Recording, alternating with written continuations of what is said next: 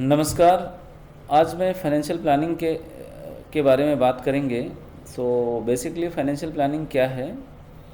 Generally आज के date में मैं देख रहा हूँ 90% से ज़्यादा लोग फाइनेंशियल क्राइसिस से गुजर रहे हैं। और इसमें 20,000 पर मंथ कमाने वाले से लेके 10 लाख पर मंथ कमाने वाले भी लोग हैं। अब इसके बारे में अगर मैं देखता हूँ, मैंने थोड़ा बहुत जो रिसर्च किया है और काफ़ी लोगों से मिलने और बात करने से ये पता चला कि इसके मुख्यतः तीन कारण हैं जिसके कारण से लोग फाइनेंशियल क्राइसिस से गुजर रहे हैं। पहला एक है कि शुरुआती टाइम में जब वो बैचलर थे और जब ने जॉब ज्वाइन किया था या शुरुआत के दौर में उसने ज़्यादा से ज़्यादा सेविंग नहीं किया। दूसरा रीज़न ये है कि अगर वो उसने सेविंग किया तो उसको प्रॉपर इन्वेस्टमेंट नहीं किया, और जिसके कारण से इन्फ्लेशन जो है ना उस इन्वेस्टमेंट को डिक्रीज़ करता गया और आज के डेट में मनी वैल्यू कम हो गया, जिसके कारण से वो एक फाइनेंशियल क्राइसिस महसूस कर रहे हैं या फील कर रहे हैं। तीसरा रीज़न ये है कि कई लोग ज़रूरत से ज़्यादा लोन लेके और प्रॉपर्टी में इन्वेस्टमेंट कर दिया है, और आज भी होम लोन के ईएमआई जा रहे हैं लेकिन प्रॉपर्टी के प्राइसेस बढ़ नहीं रहे हैं और प्रॉपर्टी से रिटर्न्स भी कम आ रहे हैं। रेंटल इनकम भी देखेंगे तो वो भी बहुत कम है।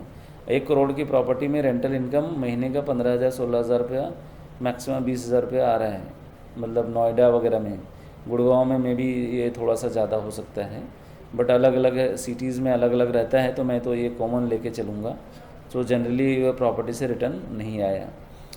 अब फाइनेंशियल प्लानिंग कैसे कर सकते हैं, इसका प्राइमरी गोल क्या है, क्यों करना चाहिए, इसके बारे में आगे हम बात करते हैं। अभी हम देखते हैं कि फाइनेंशियल प्लानिंग का जो गोल्स है वो है सेविंग मनी, बीट इन्फ्लेशन और क्रिएट अदर इनकम। मतलब पैसे बचाना, इन्फ्लेशन से कैसे बचा जाए, इन्फ्लेशन को कैसे बीट किया जाए वो है, और अलग से एक इनकम क्रिएट करना। दुनिया का सबसे बड़ा इन्वेस्टर वॉरेन बुफेट ये बोलता है कि every person should have 2 types of income, one from salary and another from investment or rental income, or any way you can generate another income.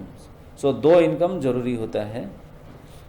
इसके आगे अगर मैं देखूंगा इंट्रोडक्शन में फाइनेंशियल प्लानिंग में, तो कई देखा गया है आज के दौर में कि ज़िंदगी में हर इंसान एक बार लाइफ में ऐसा आता है जब आप ज़्यादा से ज़्यादा पैसा कमाते हैं, बट जो उस पैसे को सही मैनेजमेंट करके आगे लेके जा पाता है वो आगे बुढ़ापे में या आपके ओल्ड एज में या बच्चों के एजुकेशन और बाकी सारे चीज़ में प्रॉपर वो मैनेज कर पाता है। और जो फाइनेंशियल प्लानिंग नहीं कर पाता, तो कई ऐसे एग्जांपल्स हैं हमारे इसमें, मतलब आज के डेट में, कि कई ऐसे लोग हैं जो अपने लाइफ में तो बहुत पैसे कमाए लेकिन आखिरी तक ज़िंदगी के आखिरी दौर में उनके पास पैसे ख़त्म हो गए, या फिर कई ऐसे एक्टर्स हैं जिनको छोटे काम करने पड़े। कई तो ऐसे हैं दुनिया में जो बेघर भी बन गए। तो उस चीज़ से बचने के लिए फाइनेंशियल प्लानिंग ज़रूरी है। अब दूसरा है कि अब सेविंग करेंगे कैसे, या सेविंग का रूल क्या है। बिकॉज आप अगर देखेंगे कि रूल को फॉलो करते हैं तो आप लंबा चल सकते हैं। अब रूल को फॉलो नहीं करेंगे तो डेफिनेटली कहीं ना कहीं प्रॉब्लम्स आती है। पहला रूल्स ये है जो मैंने बनाया है, दैट इज़ नॉर्मली मैंने रिसर्च करके ही बनाया है सारी चीज़ें, कि अगर आप 30% हर अपने टोटल इनकम का 30% सेविंग कर रहे हैं और ग्रॉस सैलरी का, और उसको इन्वेस्टमेंट कर रहे हैं, तो आपको लॉन्ग टर्म में पैसे की प्रॉब्लम्स नहीं आएंगी और आप सही मैनेज कर पाएंगे। दूसरा है कि यदि अगर आपका होम लोन चल रहा है तो एटलीस्ट आप 40% अपने इनकम का सेविंग कीजिए। और तीसरा जो न्यू जॉब ज्वाइन किया है उनके लिए है कि शुरुआत के 7 साल तक एटलीस्ट आप 60%, क्योंकि उस टाइम आपके एक्सपेंसेस कम होते हैं, तो आप ज़्यादा से ज़्यादा 60% तक अपना सेविंग कीजिए और उसको इन्वेस्टमेंट कीजिए। और अगर नहीं तो टिल द मैरिज, जब तक शादी नहीं होती है तब तक आप 60% कम से कम इन्वेस्टमेंट करते रहिए।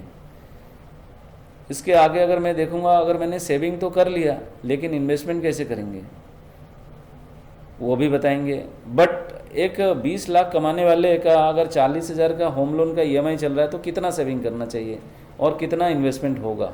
तो उसमें देखिए 20 लाख का अगर 40% हम देखेंगे तो 8 लाख होता है, और 8 लाख में से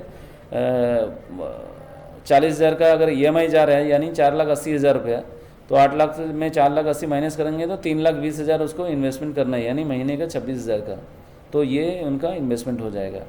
अब आगे हम देखेंगे कि इन्फ्लेशन क्या है। इन्फ्लेशन के बारे में ऑलरेडी मैंने लोगों को बता चुका हूँ, फिर भी मैं एक एवरेज इन्फ्लेशन निकाल देता हूँ। अगर आप देखेंगे FMCG का इन्फ्लेशन तो अप्रॉक्सीमेट 6% है। करंट एजुकेशन इन्फ्लेशन अगर देखेंगे तो 12% है। करंट हेल्थ केयर इन्फ्लेशन अगर आप देखेंगे तो 12% है। अदर लग्जरी प्रोडक्ट्स का इन्फ्लेशन देखेंगे तो वो भी 12% का है। इसका अगर एवरेज आउट करता हूँ तो 10.5 यानी 10.5 इन्फ्लेशन है। तो आज के डेट में जो प्रोडक्ट सर्विसेज आपको 1 लाख रुपए में मिल रहा है वो अगले साल 1,10,500 में मिलेगा। तो ये है इन्फ्लेशन यानी 10%। अब उसी को ध्यान में रखते हुए हम आगे इन्वेस्टमेंट को भी फॉलो करेंगे। तो जैसे हाउ टू डू इन्वेस्टमेंट, कैसे इन्वेस्टमेंट को करेंगे, तो एक फार्मूला मैंने ऑलरेडी पहले भी बताया और दोबारा ये बता रहा हूँ कि अगर कोई 40 साल का है तो उसको कैसे इन्वेस्टमेंट करना है। तो 100 minus age equal to equity. अगर आप सेविंग करते हैं, जैसे 1 लाख रुपया अगर आपके पास है उसको सेविंग करना है तो 40,000 इक्विटी में 40 और 60,000 रुपया डेट फंड में इन्वेस्टमेंट कर सकते हैं।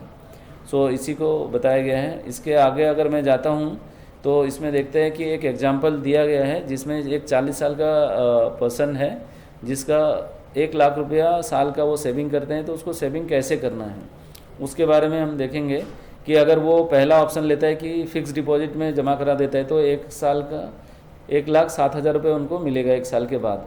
बट अगर हमने पहले जो इन्फ्लेशन डिस्कस कर चुका था कि जो प्रोडक्ट आज के डेट में 1 लाख रुपये में मिल रहा है वो अगले साल 1,10,500 में मिलेंगे, बट आपका पैसा आज के डेट में 1 लाख है, अगले साल 1,07,000 रुपये हो रहा है, तो उसमें आपको 3,500 का लॉस हो रहा है। इसका मतलब आपका जो लॉन्ग टर्म में देखेंगे पैसा आपका डिक्रीज़ हो रहा है।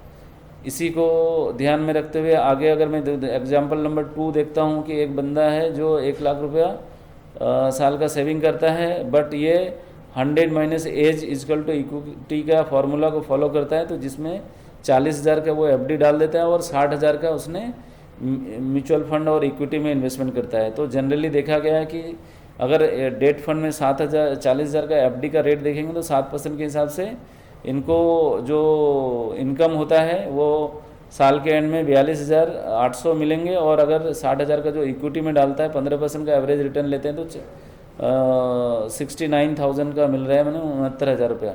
तो अगर आप देखेंगे दोनों को मिलाएंगे तो 1 लाख रुपया 1,11,800 बन रहा है। इसका मतलब 1,300 रुपया हमारा इन्फ्लेशन से ज़्यादा हो रहा है, तो हम इन्फ्लेशन को यहाँ बीट कर पा रहे हैं। तो ये चीज़ है। इसके आगे अगर हम देखेंगे कि इक्विटी में ऑप्शन क्या है इन्वेस्टमेंट का, म्यूचुअल फंड कर सकते हैं, डायरेक्ट शेयर कर सकते हैं और यूलिप कर सकते हैं। इसके आगे देखते हैं कि डेट में जो फिक्स डिपॉजिट वाला जो डेट फंड का है जो 40% मैं बता रहा था, उसमें ऑप्शन है fix deposit, guaranteed insurance plan. आज के डेट में कई ऐसे इंश्योरेंस प्लान हैं जहां गारंटेड है और वो PPF को बीट कर रहा है, क्योंकि PPF का रेट भी रिवाइज हो सकता है बट इनका प्रोडक्ट का रेट फिक्स रहता है। गोल्ड में कर सकते हैं, पोस्ट ऑफिस डिपॉजिट और PPF, ये सारी चीज़ें कर सकते हैं। इसके अलावा रिकमेंडेड म्यूचुअल फंड आपको मैंने दिया गया, HDFC का है 2 फंड, SBI का, उसके बाद ICICI का, सुंदरम का।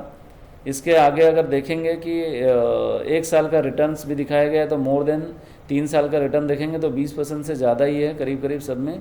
और अगर इसमें एक और भी हमने दिखाया कि 10,000 का SIP अगर आप डालते हैं तो 12 साल के बाद आपका पैसा जो है ना at the rate of 20% 57 lakh रुपया बन सकता है। अगर 20,000 का SIP डालते हैं तो 12 साल के बाद 1 करोड़ 15 लाख रुपया बन सकता है। तो आप ये मान के चलिए कि 20,000 का SIP अगर करते हैं साल का, और अगले 12 साल में आप करोड़पति बन सकते हैं। धन्यवाद। ये मेरा नंबर है और इस वीडियो को प्लीज़ लाइक और शेयर भी कीजिएगा। धन्यवाद।